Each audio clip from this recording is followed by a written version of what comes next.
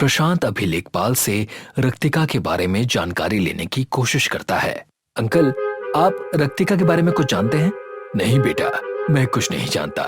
बस इतना पता है कि रक्तिका के खौफ से इस गांव में कोई होली नहीं खेलता। अगर इस गांव को इस भयानक आत्मा से मुक्ति दिलानी है तो पहले ये पता लगाना होगा कि इस गांव का रक्तिका से क्या संबंध है। ये रक्तिका खुद ही अपना खौफनाक राज खोलेगी, दूसरा कौन बता सकता है। पूरे गांव में डर का साया छा गया है कि रक्तिका वापस लौट आई है। सब सफेद कपड़े पहन रहे हैं, औरतें सिंदूर तक नहीं लगा रही। मैं भटक गया हूँ, मुझे रास्ता बता दो। कहाँ जाना है आपको? आपकी इन आंखों में खो गया हूँ, अपने दिल तक का रास्ता दिखा दो। ये सुनते ही वो औरत गुस्से में लड़के को एक थप्पड़ मारती है। बदतमीज, शादीशुदा औरत को छेड़ता है। अरे, इस रक्तिका के खौफ के चक्कर में कोई सिंदूर ही नहीं लगाता। अब कैसे पता चले कि कौन शादीशुदा है और कौन कुंवारी? प्रशांत के पापा एक पुराना ब्लैक एंड व्हाइट टीवी लेकर आते हैं। ये लो बेटा, ब्लैक एंड व्हाइट टीवी। आज के जमाने में कौन देखता है ये ब्लैक एंड व्हाइट टीवी? अगर कलरफुल दिखेगा तो तुम जिंदा छोड़ोगी? मैं क्यों नहीं छोड़ूंगी? तुम ऐसा क्यों बोल रहे हो? कुछ नहीं, तुम बस आराम करो। नहीं, पहले बताओ, आजकल सब मुझे अजीब नजरों से क्यों देखते हैं? कोई मुझसे बात भी नहीं करता। ऐसी कोई बात नहीं है, तुम्हारी तबीयत खराब होने की वजह से ऐसा लग रहा है। तुम आराम करो। प्रीति सो जाती है, लेकिन प्रशांत के दिल में डर का साया घर कर चुका है। वो डर के मारे कांपते हुए प्रीति को देख रहा है। रात का सन्नाटा, हवा में एक सरसराहट। रक्तिका का खौफ इतना है कि कोई भी घर से नहीं निकलता। निकिता काम से देर से लौट रही है। तेजी से साइकिल चलाते हुए वो अपने घर की तरफ बढ़ रही है, लेकिन उसके दिल में एक भयानक डर समाया हुआ है। ये खून!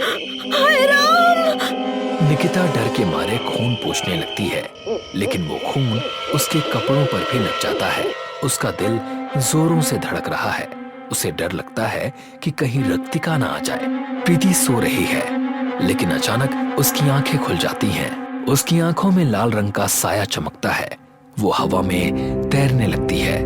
दरवाजा अपने आप खुल जाता है। प्रीति हवा में उड़ते हुए घर से बाहर निकल जाती है। प्रशांत डर के मारे उसका पीछा करता है, ये देखने कि वो कहाँ जा रही है। मुझे छोड़ दो, माफ कर दो, ये रंग नहीं, खून है। प्रीति एक भयानक हंसी के साथ हंसने लगती है। उसकी आवाज से दिल धड़क जाता है। निकिता डर के मारे भागने लगती है, लेकिन प्रीति का हाथ खुद ही लंबा हो जाता है।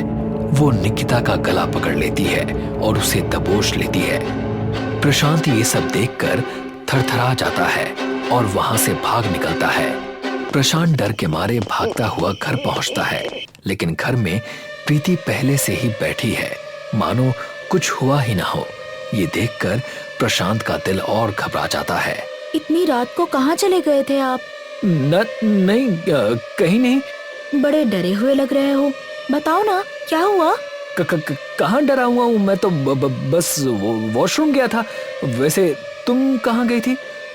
सॉरी, आप कहाँ गई थी? कहीं नहीं, मैं तो घर में ही थी। ठीक है, सो जाओ। प्रीति सो जाती है, लेकिन प्रशांत के दिल में एक अनजान सा खौफ बैठ जाता है। वो रात भर जागता रहता है, डर से थर थर कांपता हुआ। प्रशांत अपने मम्मी पापा और बबली के साथ बैठा है। वो कल रात का खौफनाक वाकया सबको बताता है। ये सुनते ही सबके चेहरे पर डर का साया छा जाता है।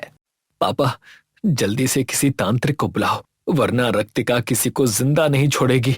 कल ही मेरी बात हुई थी तांत्रिक जी से, वो दिल्ली गए हैं, कुछ दिन बाद आएंगे। तब तक सब रक्तिका से सावधान रहो। रात का सन्नाटा। प्रशांत अपने मम्मी पापा के साथ खाना खा रहा है। तभी घर से प्रीति के फुसफुसाने की आवाज आती है। एक अजीब सी सरसराहट। प्रशांत का दिल धड़कने लगता है। घर में तो प्रीति अकेली है, फिर किससे बात कर रही है? बबली यहाँ नहीं है, शायद बबली से ही बात कर रही होगी। तभी बबली बाहर से घर के अंदर आती है। बबली तो बाहर थी, फिर ये बात किससे कर रही है? प्रशांत और घर वाले डरते हुए के अंदर जाते हैं, लेकिन जाते ही कोई अनजान इंसान वहां से गायब हो जाता है। प्रीति उनकी तरफ गुस्से से देखती है। उसकी आंखें लाल है, सब डर के मारे भागते हैं और दरवाजा बंद कर देते हैं। प्रीति दरवाजा खटखटाती है। दरवाजा खोलो, दरवाजा खोलो, दरवाजा खोलो। प्रीति के चिल्लाने के बावजूद कोई दरवाजा नहीं खोलता। डर का साया घर पर छा जाता है। एक कुरियर बॉय प्रशांत के घर आता है। प्रशांत भैया, आपका कुरियर आया है। प्रशांत के दोस्त विजय ने काफी दिनों बाद एक गिफ्ट भेजा है। प्रीति भी बगल में खड़ी रहती है। पता नहीं इस बार क्या भेजा है, ये हमेशा कुछ अतरंगी गिफ्ट भेजता है। मकर संक्रांति नजदीक है, शायद उसी से रिलेटेड कुछ भेजा होगा। जैसे ही प्रशांत बॉक्स खोलता है, उसमें रंग बिरंगी पतंगे दिखती हैं। रंग देखकर प्रशांत का दिल धड़कने लगता है। प्रीति की आंखें लाल हो जाती हैं और वो एक भयानक हंसी के साथ हंसने लगती है। वो प्रशांत का गला पकड़कर उसे हवा में उठा लेती है। कोई बचाओ, बचाओ! तभी तांत्रिक जी आ जाते हैं। वो एक मंत्र पढ़ते हैं और प्रीति पर भभूत फेंकते हैं। प्रीति प्रशांत को छोड़ देती है और बेहोश होकर वहीं गिर जाती है। आप बिल्कुल सही वक्त पर आए, वरना रक्तिका आज प्रशांत को खा जाती। हाँ, ये मेरा खून पी जाती तांत्रिक जी। मैं आपकी परेशानी सुनते ही दिल्ली से जल्दी लौट आया। तांत्रिक जी, इस रक्तिका के खौफ से बचाव का कोई उपाय बताइए। उसकी आत्मा ने मेरी बहू के शरीर पर कब्जा कर लिया है। आज रात इसका कुछ उपाय करेंगे। रात का सन्नाटा, ठंडी हवा में एक भयानक सरसराहट। तांत्रिक अग्नि जलाते हैं और प्रीति को उसके सामने बिठाते हैं। मंत्र पढ़ने का सिलसिला शुरू हो जाता है। रक्तिकाय महाभूताय नमः, क्षेत्रस्य मध्येनागच्छ, रक्तिकाय स्वाहा। रक्तिका की आत्मा उसके शरीर में प्रवेश कर जाती है। वो एक खौफनाक हंसी के साथ उठती है। शांति से वहीं बैठो। कौन हो तुम? मैं रक्तिका हूँ। यहाँ क्यों आई हो? क्या चाहिए तुम्हें? मुझे राजा रुद्र सिंह चाहिए। लेकिन क्यों? उसका खून चाहिए। उसके खून से होली खेलूंगी। लेकिन क्यों? बदला, उसने मुझे धोखा दिया। यहाँ कोई राजा रुद्र सिंह नहीं है। तुम जाओ, गांव वालों को परेशान मत करो। जब तक मैं राजा रुद्र सिंह से बदला नहीं लूंगी, मैं यहीं रहूंगी। अगर नहीं जाओगी तो मैं तुम्हें बांध दूंगा। तू मुझे नहीं बांध सकता। प्रीति बांधने का नाम सुनते ही तांत्रिक पर हमला करती है, लेकिन तांत्रिक उस पर भभूत फेंकते हैं, जिससे वो बेहोश होकर गिर जाती है। तांत्रिक रक्तिका को एक ताबीज में कैद कर देते हैं। गांव वाले खुशी से झूम उठते हैं। अब आपके गांव से रक्तिका का खौफनाक साया हमेशा के लिए हट गया। सब खुशी मनाने लगते हैं।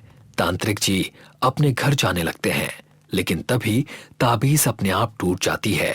रक्तिका आजाद हो जाती है। प्रीति उठती है, उसकी आंखें लाल है। वो तांत्रिक का गला पकड़कर उसे हवा में उठा लेती है।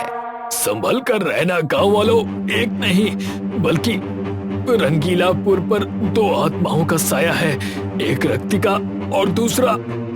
तांत्रिक दूसरी आत्मा का नाम बताने वाला होता है, लेकिन तब तक उसकी जान निकल जाती है। गांव वाले डर के मारे थर थर कांपते हैं।